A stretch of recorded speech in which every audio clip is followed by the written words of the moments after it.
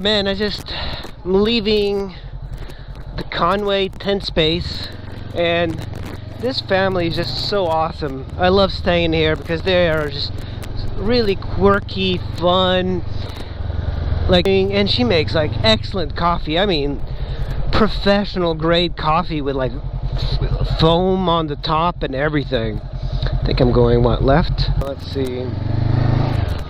Man, and then like Ryan knows all his bikes. If you ever needed help with the bike doing something, he would help you out.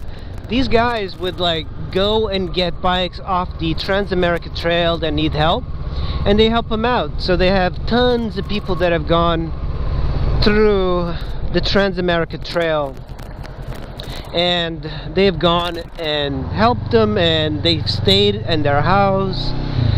They're just an incredible family. So if you're ever in Conway, Arkansas on a motorcycle and you're passing through, you know, look them up.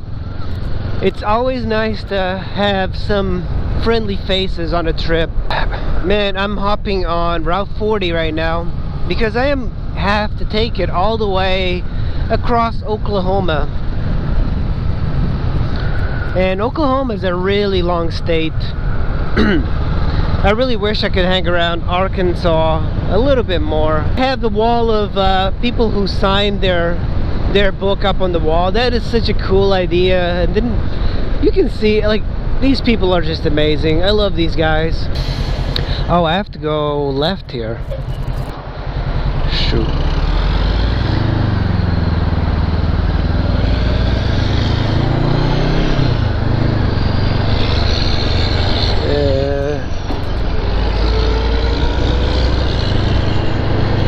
Usually people let you in because you're from out of state. It's getting kind of foggy here. I mean, it's not that bad really, but at least I can clean my visor. Well, we just came out of a weird foggy area. One thing you have to be careful with Arkansas is the police, the state police is on the highways quite often. Arkansas is a fascinating place. It's very agricultural, even though there's like swampy areas. Hey squids, I'm here off of Route 40 in Arkansas. I have about 620 miles left to go today. I stopped at the scenic overlook that doesn't seem to be very scenic, but still. I left the Tat House just a while ago, and those guys are excellent. They are one of my favorite things about Arkansas, and whenever I think of Arkansas, I think of them. So that's how much they are part of the ingrained motorcycle culture around this part. We have 600 miles to go to New Mexico today, so that's a pretty long day. What I like about helmets is that they let too much sun in and you get sunburned in the face. And I wish there was like some sort of visor that blocked a lot of the sun, because I don't want, you know, getting sunburned in my face. The speedometer is very accurate, within 1 mile per hour with the stock gearing. And usually in Japanese bikes, they're very off. They're usually like 5-10 miles per hour slower than the actual speed. And on the highway, you can definitely tell. So right now I'm going 75 on the GPS, 74, 75, you can see it there. And on the speedo it says 75, 74, so it's very accurate. One of the downsides of the CB500x is that the gas cap, it's removable, so you have to put in the key, unlock it, and then remove the lid, put it somewhere to fill up. This should be almost the end of Arkansas, guys. This is the last of Arkansas, guys. Enjoy it. Enjoy Arkansas. This area, western Arkansas, is not as swampy. We have climbed up 200 feet. Hi, welcome to Oklahoma. Yay, discovering the excellence. Excellent. Entering Cherokee Nation. So Oklahoma is a very, very long state. And I have 541 miles to go today. In Oklahoma, you're starting to see a lot of signs for casinos everywhere. We haven't even gotten to Oklahoma City yet. there's been a sign up ahead, which is something I think everywhere, they should have everywhere. The sign said, do not impede the left lane. So that means if you're a slow-ass vehicle, don't linger around the left lane, move to the right. Man, I never saw this Walmart. That's pretty... probably one of the worst Walmarts I've seen. I was actually looking for fruits, no fruits at all. It's a really interesting place. Henrietta, the Walmart has no fruits. I was looking for a banana or something. Jeez. That is really one of the worst Walmarts I've ever seen. Everybody here is so fat. So absolutely fat.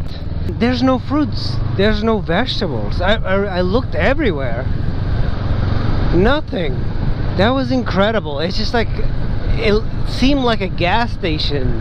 I was hoping to get some healthier food. So I bought like a wrap, and then I bought some peanut butter and some fig Newtons. That place was very much a food desert, which is kind of odd because Oklahoma, it's got a lot of good farmland. A snake. Poor little thing. Very few spots in the shade in Oklahoma. Some food here. This is what I bought to eat. Eating on the road is a little bit tough.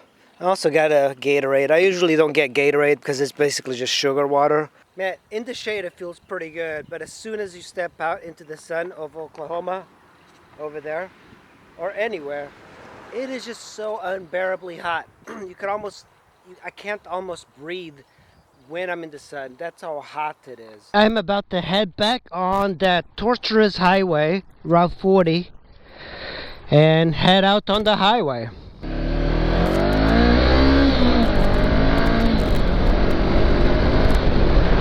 This bike does move when I want it to. We are directly in front of me is Oklahoma City.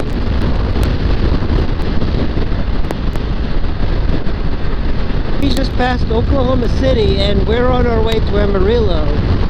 One of the things I find interesting is that a lot of motorcyclists here do not use helmets. There's two guys behind me and no helmets on. Chilled out here for a little bit. Now should probably get going into the heat. Ooh, it is so hot, so bright. Oh man, I think I'm turning into bacon. It's so hot. It's hotter with the visor up than down. Oh man, say goodbye to Oklahoma. Welcome to Texas. And we are in Texas, everybody. Man, oh, it looks exactly like Oklahoma.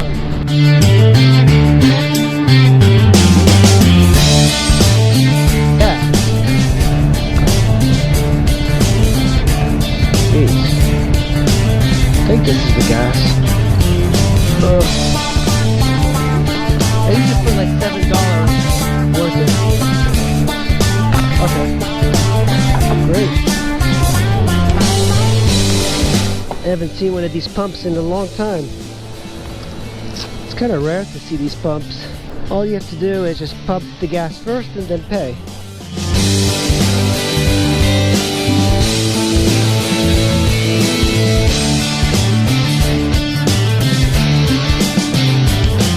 We have reached Amarillo. This is pretty much what it looks like. It's very spread out. Oh, Bikini Club. There was a bikini club over there. I'm maxing it out. It has a hard time pulling. Now we're going downhill a little bit.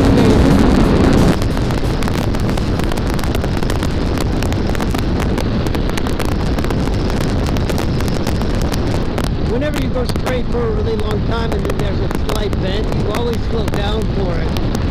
Because you're not used to it.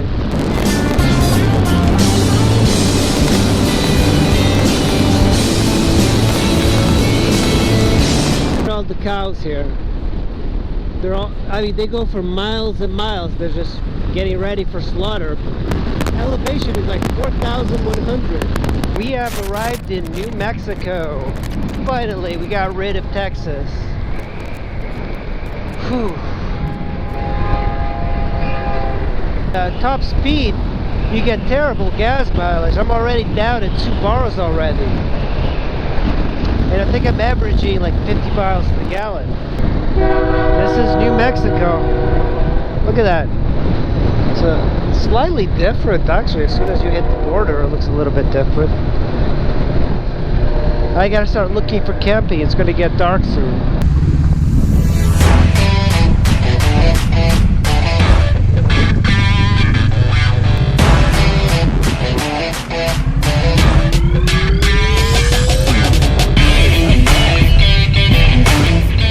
See me from the road over there, but this might work.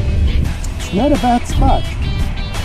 I could just lay my pad over here and just like take it out.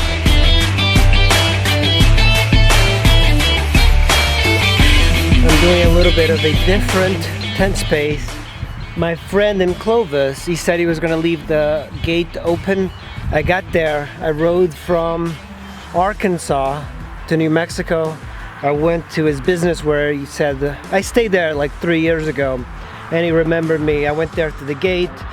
He said he was going to leave it unlocked, but it was locked, so I decided to find another place. And I'm in Clovis right now, New Mexico, and this is probably one of the sketchier tent spaces I've used. Not really a tent space, this is like stealth camping. It is a little bit tough to camp out in a place like this because you don't know what kind of people there are around.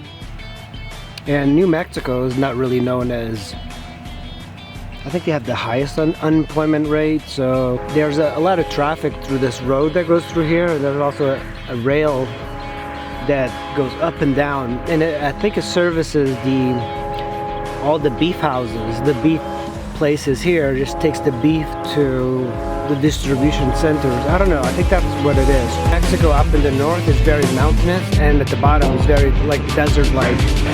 Alright guys, I'm gonna hit the sack and hopefully I don't get robbed or killed. Alright, see ya.